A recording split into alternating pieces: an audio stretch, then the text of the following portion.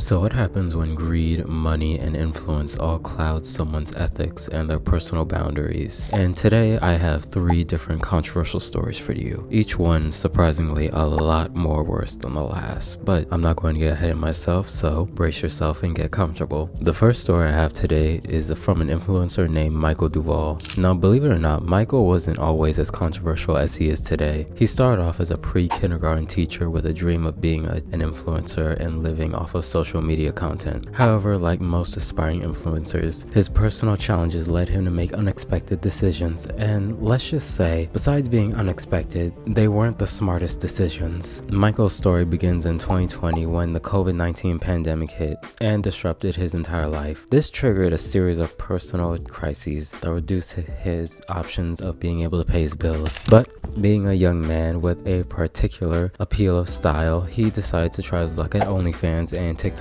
content creation. Duvall claims that he was facing financial difficulties and looking for a way to make money quickly, but his first attempt on the platform of OnlyFans was unsuccessful. However, thanks to the encouragement of his then partner, he would later reactivate his OnlyFans and amass a very large and popular following, and that following will lead to his then now controversy. And this was only the beginning of the many personal conflicts in his life, where his personal decisions began to influence his professional path. And what I mean by that is his entire controversy as of now started where he one day got the idea at work. And keep in mind, Michael is a daycare worker, and despite this, Michael decided to record explicit content for his OnlyFans at his workplace, where there were children at his daycare while he was working at the time. And this was such a big deal that you could even hear the children in the background while he was recording, and he was in the children's bathroom with a children's potty set on the toilet. Michael would clarify and insist that he never involved minors or revealed specific locations of his employment, but the fact that he would record this type of content in a child-friendly environment sparked a very reasonable public outcry. Michael admitted that he was blinded by the money and made a platform that believed there would be no repercussions for his actions, and he admitted that he received up to $45 per photo and video, so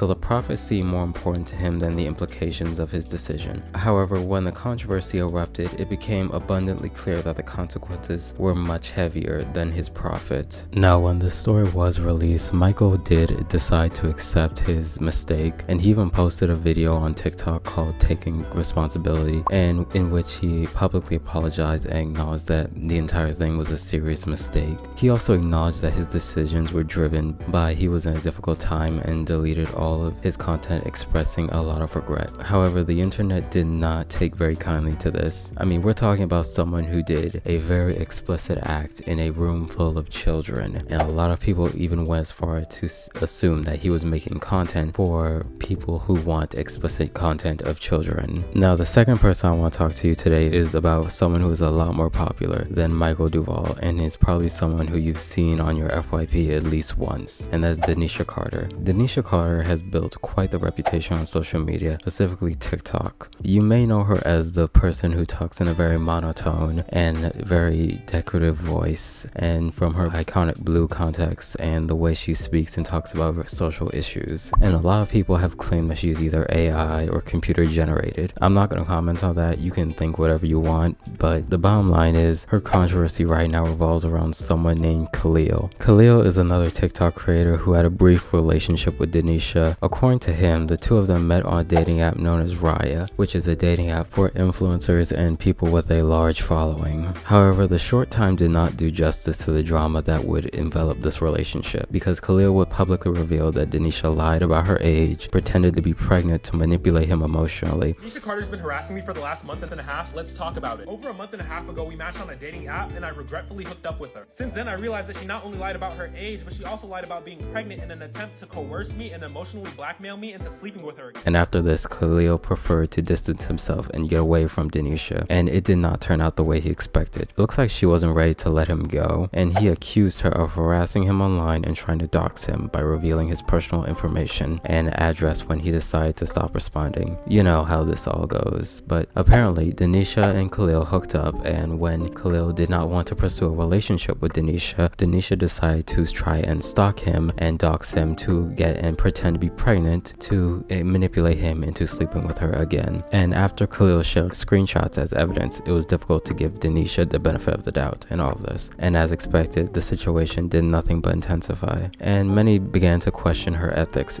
because Khalil would go on to reveal that Danisha is also lying about her net worth and the status of how she is living, claiming that Danisha is not only lying about her age but also how much money she has, because apparently she is making no money from the TikTok creator fund. The last influencer I want to talk about is one that's particularly disgusting in the way that they are not doing anything particularly illegal or downright harassing someone, but they are making fun of a community of people that is what I find to be particularly disgusting and immoral. And some content creators will stop at nothing to get attention, even if it means crossing an ethical boundary. And in the case of Special Jenny 20, this is particularly interesting on the subject. Basically, it alleges that she is faking having Down syndrome to gain sympathy and attract followers. And yes, you heard me correctly. She is faking having Down syndrome to do what exactly? Well, to promote her OnlyFans, of course. Many online users suspect that Special Jenny 20 is using filters to alter her appearance and make it look like she has Down syndrome. Unfortunately, this questionable tactic worked for her, and she quickly amassed a following on the platform like Instagram and TikTok. Faking an illness to gain sympathy and attention may not be uncharted territory for some influencers. I mean, many influencers have faked that countless of other illnesses and diseases like Tourette's syndrome and even cancer. But in the case of Special Jenny, she crosses a very delicate line that should not be crossed, and that is using a disability as a tool to gain profit. This is where a lot of people draw the line, and since her content is designed to direct her audience to her OnlyFans, people say that this is just another attempt to stand out on social media and actually exploit a lot of people's sympathies, specifically people who have suffered from medical conditions or who know someone who has suffered from the medical condition. Jenny's scandal not only lies in the authenticity of her illness, but it opens an even worse can of worms in objectivity. The way society interacts with people with disabilities online has only been polarizing, and it's very clear in this case. In many of her posts, the comments demonstrate a disturbing disconnect between a disability and beauty standards. People do not foster a healthy and respectful perception, but fall into a very fetishized and objectified view of anyone with a special condition or a disability. This is a very harmful behavior, and people like Jenny only further deepen the damage that this could cause. But yeah, that's all the stories I want to talk to you about. Let me know what you think in the comments and how you feel about all these different stories. Yeah, that's gonna do it for me.